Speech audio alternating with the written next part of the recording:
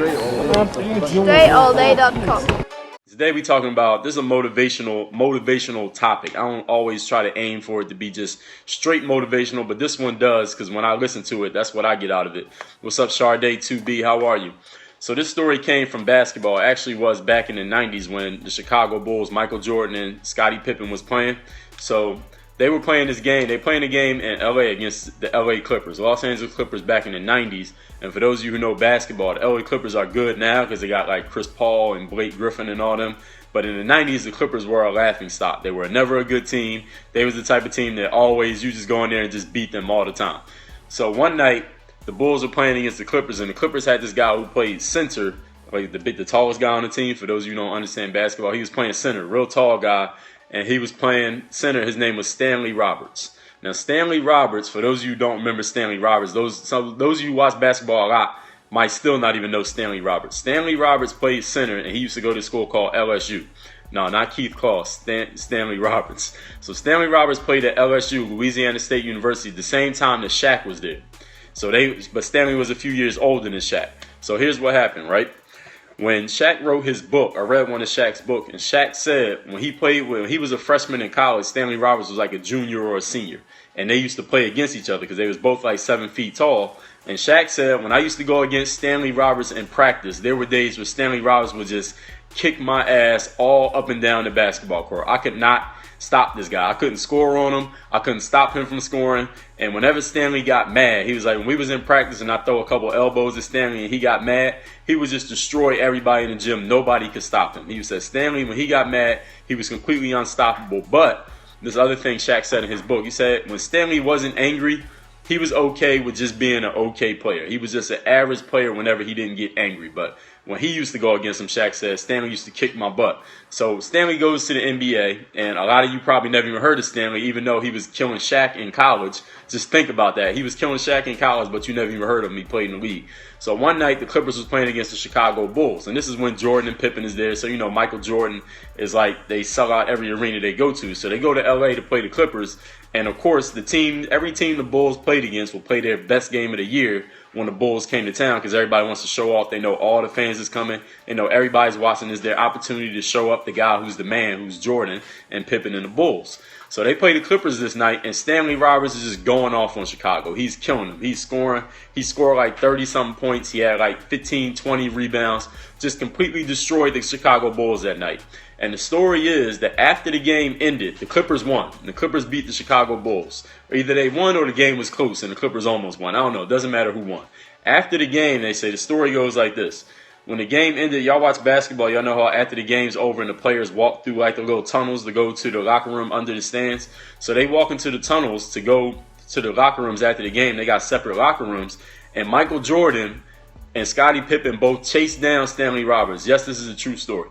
Michael Jordan and Scottie Pippen chased down this dude, Stanley Roberts, and they started yelling at him after they just played him in the game. And they said to him, they wasn't mad at him for how he played. They said, yo, do you know how rich and famous you would be if you played like that every single game? And even though they said that to him, they said, you know, you would be an all-star. You'd be one of the best centers in the league. You'd be up there in the same conversation with me and Scottie Pippen. You would be up there in that conversation. Everybody would be talking about you. You'd be an all-star every year. You already playing in LA where the media is at. Do you know that? Do you know how great you would be? How many people would know your name if you perform the way you perform tonight every single game of the season? And obviously, since most of you have never even heard of Stanley Roberts, you know that this never happened. If you never heard of Stanley, you can Google him after you get off the scope and look him up so you know that I'm not just making his name up. And the reason that I share that story is just to share with all of you a very simple concept. You think of the day, well, the Clippers are well known. You know Blake Griffin and Chris Paul, right? So the thing is this.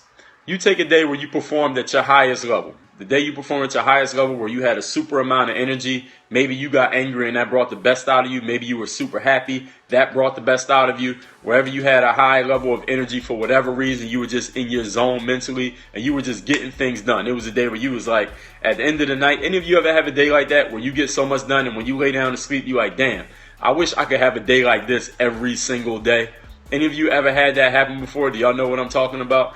If you ever have a day like that where everything's just going right, your energy's right, you making all the calls you got to make, you getting the customers you got to get, you doing your thing at your job, you doing your thing in your sport, you saying the right thing to everybody, you seem to come up with the perfect answer to every challenge, you seem to have a solution to everything that comes your way. All y'all know what I'm talking about. Well, most of you do. What if you had that energy? What if you performed like that every single day? Yeah, Dion said 1 day a week, and that happens a lot of times. It could be 1 day a week.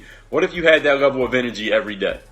What if you had that level of confidence every day? What if your belief was that high every day? What if you were able to handle every customer that came into your job like that every day? What if you made 35 phone calls instead of 10 phone calls every single day? What if you did that every single day?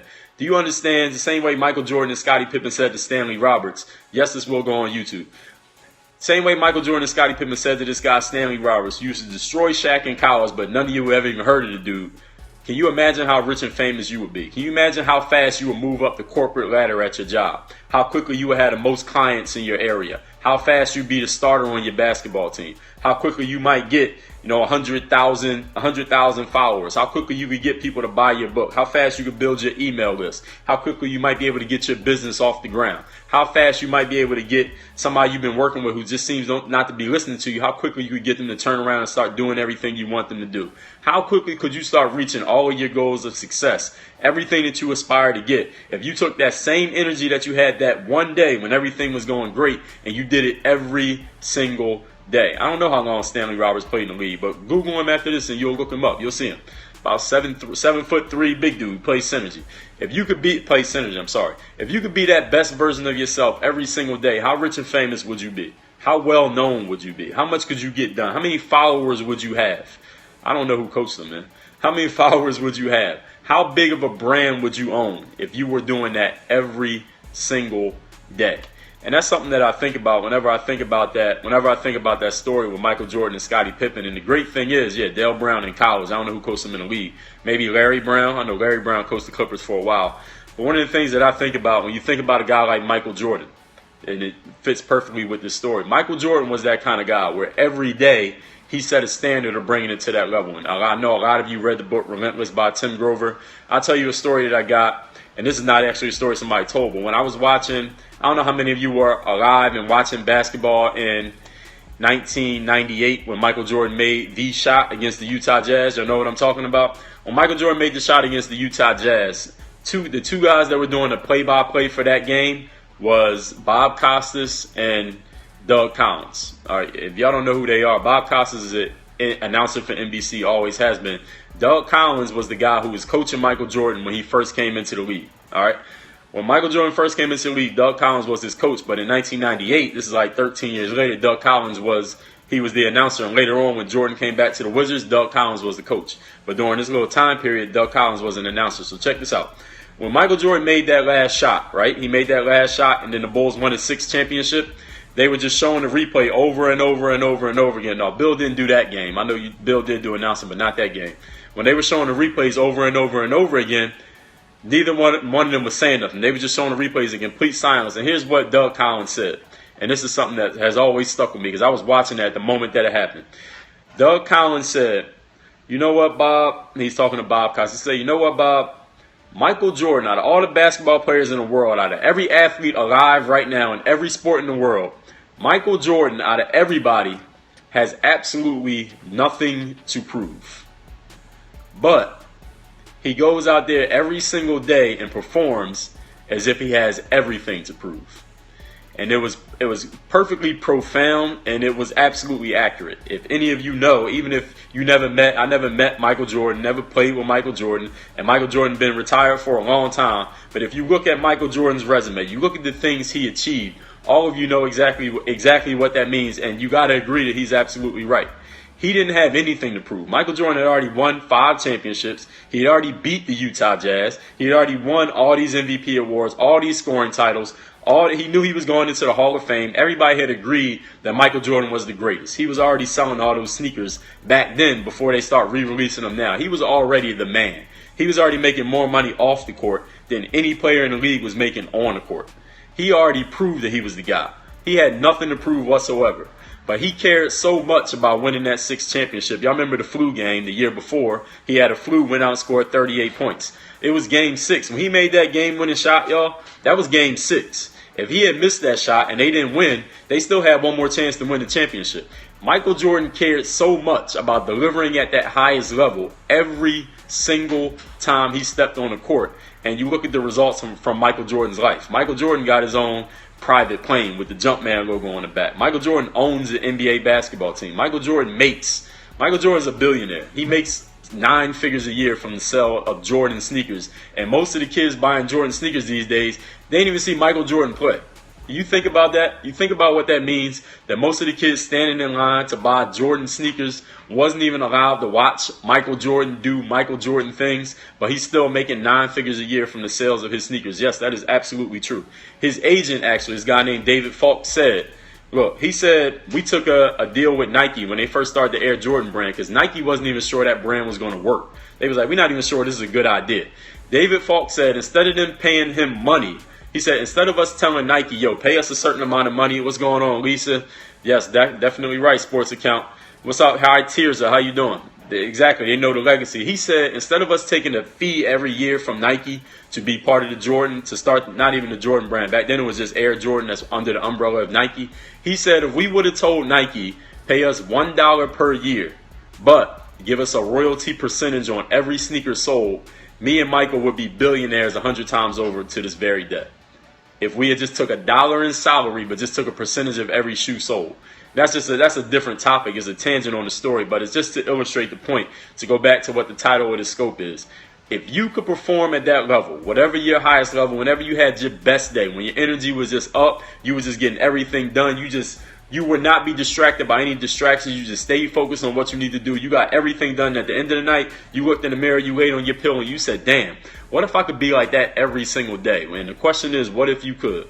What's going on, Tina Marie? The question is, what if you could? And this is not a question from me. This is a question you need to ask yourself. What if I did this every day?